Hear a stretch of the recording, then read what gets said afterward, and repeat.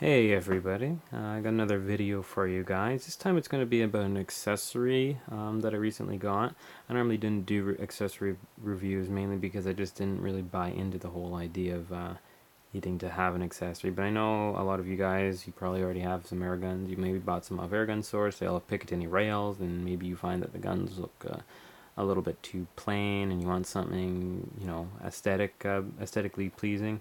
Or maybe you actually want something with functionality and you don't exactly know which things you want to buy.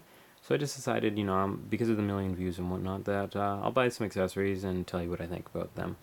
So today I'm just going to be talking about the Walther FLR650, and this is a laser sight and LED flashlight in one. Here are the specifications if you really care about like the laser tech and whatnot. The laser is just a basic laser. It's nothing special. It's not going to be able to like pop balloons or anything. It's not that powerful. It's just kind of the same ones that you can get in most retail stores and whatnot. And I know what you're probably thinking. You're probably thinking, well, why would I buy this if I could just go to the dollar store and go buy a $1 laser or something like that?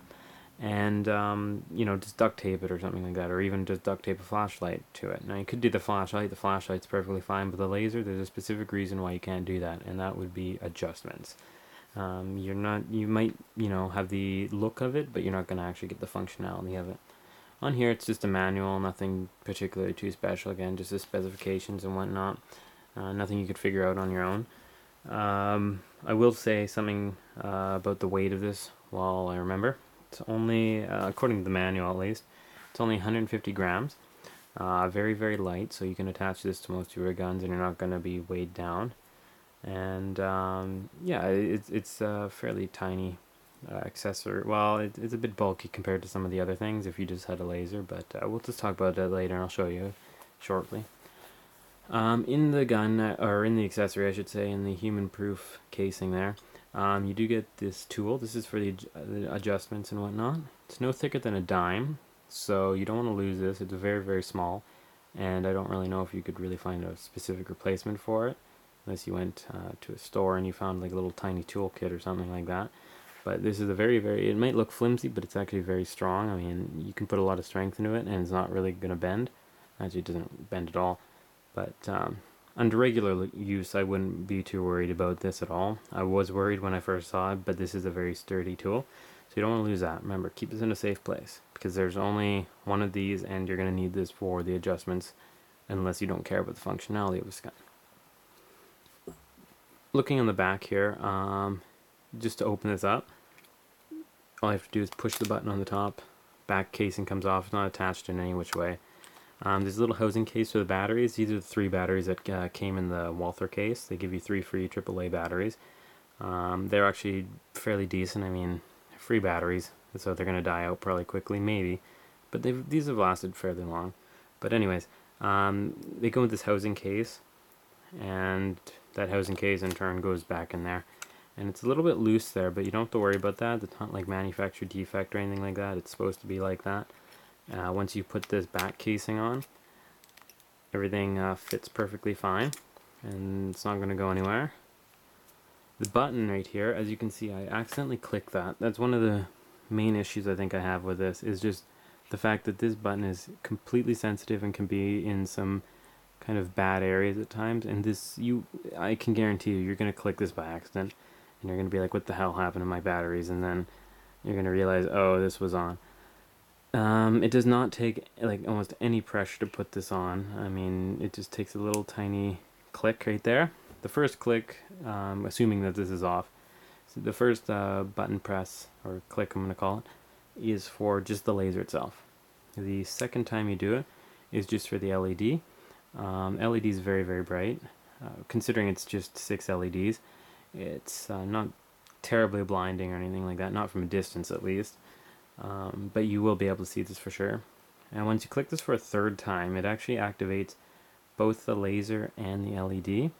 I don't know if you can really see the laser that well there. Let's just turn the light off here. There, you can kind of see the laser in the middle there. There's one thing that you will notice is when you go from the laser and the LED, and then you hit the LED and then the laser, you'll notice that the LED might die out a bit. I'm not too sure if this camera's showing it that well, but that is mainly because, well, you have two things going. You have the laser and you have the LED going on at the same time. I don't know if this will show it any better. I don't know if that really will show. But anyways, the point is that you will be using a lot more power, so you're not going to be getting as much concentrated power on one or the other. The laser does kind of fade out a little bit more, but the only real thing I can think about that is just getting more powerful batteries, and then you won't really have to notice too much of a change. Just in regards to the actual build of it, this is plastic right here from the back just to the head. The head is, I believe, anodized, aircraft aluminum. On the side here, if you can really see that, this is where actually the tool goes in, and you can either put it in, like that, or other way. Yeah, it's a double-sided tool essentially, and that's for wind adjustments. So this is where the functionality comes in, is where you can actually adjust this so you can line up your sights with it. So when shooting, you don't actually have to aim down the sights. You can actually use the laser as the reference point, really. And I've used this with both the pistol and as well the rifles, and it works perfectly fine. You can adjust them for both of them accordingly. And like I said, this is for windage, so that's left and right. Elevation is on the bottom here, same thing. You just put it in and you screw it either to the right or the left, and it goes up or down, and that's how you can aim it up with your sights. Just to show you how easy this is, because this is it's not the regular screws that you use with this. It's actually two buttons here that you push on the side, and allows you to easily push or attach this on any Picatinny rail sight, or sorry, not sight, any Picatinny rail really. And I'll just show you on the GSG92. Push that together, push it all the way back, just give it a little push forward like so. Don't push it too much. There is a little problem where I could just easily, I don't even have to push the button, I could just push it off like that, but it does take a bit of force. So overall though, it's not going to move terribly too much, at least as long as you're not pushing it on something like so. And so I mean, that's just to give you a look on the GSG92, and it really, like I said, doesn't really weigh down the front end, because most of the weight is going to be in the back here, because I'll have the magazine, the CO2, as well as the BBs in here, so most of the weight's going back here anyways. So, and the 150 grams doesn't really compare to this entire gun, because this is a whole metal gun. So that's just showing you on the GSG92. Now let's say you have the Umeric Steel Force. You have like the 3 different Picatinny rails here. Most people, if they don't have the grip or a hand grip here, you could easily put this on the bottom here. The one thing I noticed about the GSG92 is it just takes a little bit of moving around, a little bit of fidgeting, and you can put this really anywhere you want to. I mean, you can put it farther up ahead, push it farther back. I mean, that's the good thing about this, is that it's completely up to you. And again, adjustment is easy, same as the pistol. I mean, you just adjust for the wind and the elevation and whatnot. And maybe let's say you do have the hand grip there. The good thing about the Umeric Steel Force is that you can put it on the side here. So let's say you have the hand grip there, and you can just have this on the side, and again, easily adjustable up and down. And you can have a sight up here if you really want to go overkill, but anyways, and functions the same way. The only thing is that the button right here, you have to kind of push, which might be a bit awkward to get at when you're using this if you have a hand grip, because you're going to kind of go under it and push it. But overall, I mean, that's not going to be that big of an issue. And of course, like I said, just sight it in and you'll have a good reference point. This is mainly for, I guess, airsofters and whatnot, because you can use this with airsoft guns as well. As long as it has a Picatinny rail sight, it will work. Real gun, air gun, airsoft gun.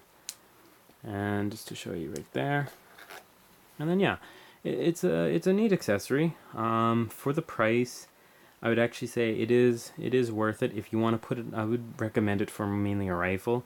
It's a bit bulky on a pistol, especially considering this little button right here can be easily pushed. So make sure when you're storing this to be sure that it's not going to get pushed at all. And yeah, that's really it that I'd like to recommend on that. Is just a better button. But other than that, I just want to thank you for watching the video. Definitely check this accessory out if you have extra money to spend. It's a nice, easy way to have a fun accessory there. And yeah, I guess I'll make another video soon, hopefully quicker than this last one.